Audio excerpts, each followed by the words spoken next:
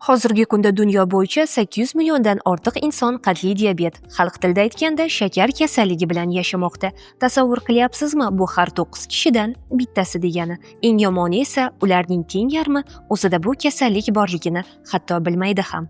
Ko'pchilik shakar kasalligi shunchaki shirinlikdan voz kechish deb o'ylaydi. Aslida esa bu butun organizmni izdan chiqaruvchi jiddiy holatdir. Lekin vahimaga o'rin yo'q. To'g'ri yondashuv bilan uni to'liq nazorat qilish mumkin. Bugun aynan shu haqida qandli diabet nima ekani va uni qanday qilib tibbiy yo'llar bilan jilovlash mumkinligi haqida sodda va tushunarli tilda gaplashamiz. Keling jarayonning tibbiy mexanizmini ko'rib chiqamiz.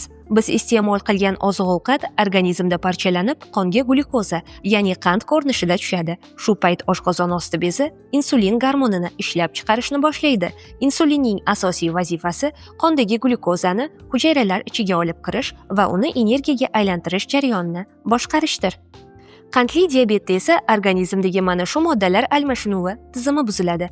Birinchi tur diabetda organizm umuman insulin ishlab chiqara olmaydi. Bu holat kamroq uchraydi va asosan bolalik yoki o'smirlik davrida boshlanadi.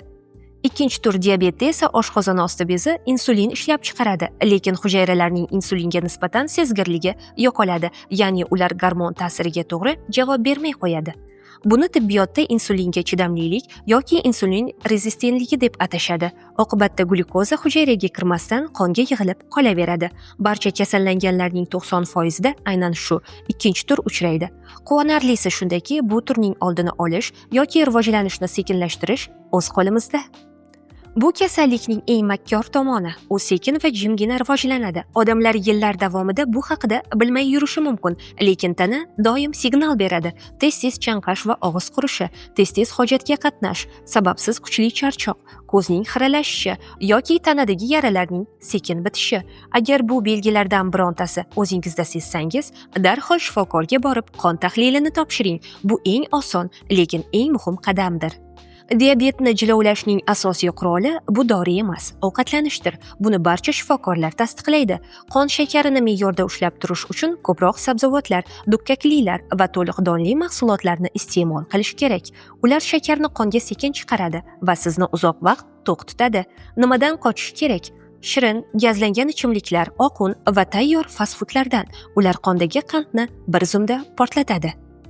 Va albatta harakat. Kuniga shunchaki 30 daqiqa piyoda yurish qondagi shakarni tabiiy ravishda pasaytiradi. Bu osmondan olingan gap emas, ilmiy isbotlangan fakt. Endi eng qiziq qismiga keldik. Tabobatda ham, zamonaviy ilm-fanda ham tan olingan ikkita ajoyib tabiiy yordamchi bor. Birinchisi hammamiz bilgan koritsa, ya'ni dolchin. Koritsa shunchaki shirinliklarga qo'shiladigan ziravor emas. Uning qon shakarini tushirish xususiyati olimlar tomonidan juda jiddiy o'rganilgan. Masalan, 2023-yilda 11 ta yirik ilmiy tadqiqotni o'zida jamlagan katta meta-tahlil shuni ko'rsatadiki, koritsa qabul qilish och qorindagi qand miqdorini sezilarli darajada tushiradi. Xo'sh, u qanday ishlaydi?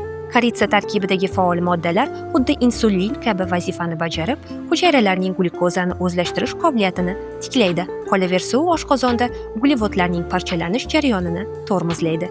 Natijada ovqatdan so'ng qondagi qand darajasi keskin ko'tarilib ketmaydi va hujayralar o'ziga kerakli energiyani osonroq oladi. Ikkinchisi mo'jizaviy vosita. Bu arab xilbasi. Ba'zilar uni fenugrik deb ham bilishadi. Odatda mutaxassislarimiz arab xilbasini nafaqat kasallikni davolashda, balki umuman sog'lom odamlar uchun ham tanani himoya qilish va sog'liqni mustahkamlash maqsadida tavsiya etishadi. U oshqozon ichak trakti faoliyati va moddalar almashuvini ajoyib tarzda yaxshilaydi. Qandli diabetda esa uning o'rni beqiyos. Amerika saratonga qarshi kurash markazi va Yevropa olimlari xilbaning qondagi qand va xolesterinni pasaytiruvchi kuchli ta'sirini alohida ta'kidlagan. Gap shundaki, xilba urug'lari tarkibida suvda eriydigan juda boy tabiiy tolalar bor. Bu tolalar ichaklarda xuddi bir to'siq kabi ishlab, ovqat tarkibidagi qandning qonga tez so'rilib ketishini sekinlashtiradi. Uni ishlatish ham juda oson. 2 choy qoshiq xilba urug'ini kechasi 1 stakan suvga solib qo'yasiz va ertalab shu damlamani ichasiz. Bu asrlar davomida sinalgan va isbotlangan usuldir. Lekin bir narsani aslo unutmang. Koritsa ham, xilba ham tabiiy dori emas. Ular shifokor yozib bergan dorilarni o'rnini bosa olmaydi. Bu faqat qo'shimcha yordam.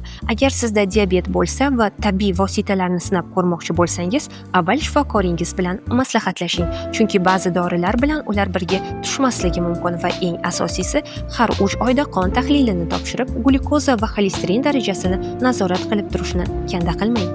Xulosa qilib aytganda, qandli diabet bu hayot tugadi degani emas. To'g'ri ovqatlanish, jismoniy harakat, shifokor nazorati va tabiiy mahsulotlar yordamida uni jilovlash mumkin. Salomatlik bu bir martalik ish emas, u har kuni qilinadigan to'g'ri tanlovdir. Sizda gormonlar yoki qandli diabet bo'yicha yana qanday savollar bor? Izohlarda yozib qoldiring. Keyingi videolarimizda albatta javob beramiz. Salomat bo'ling.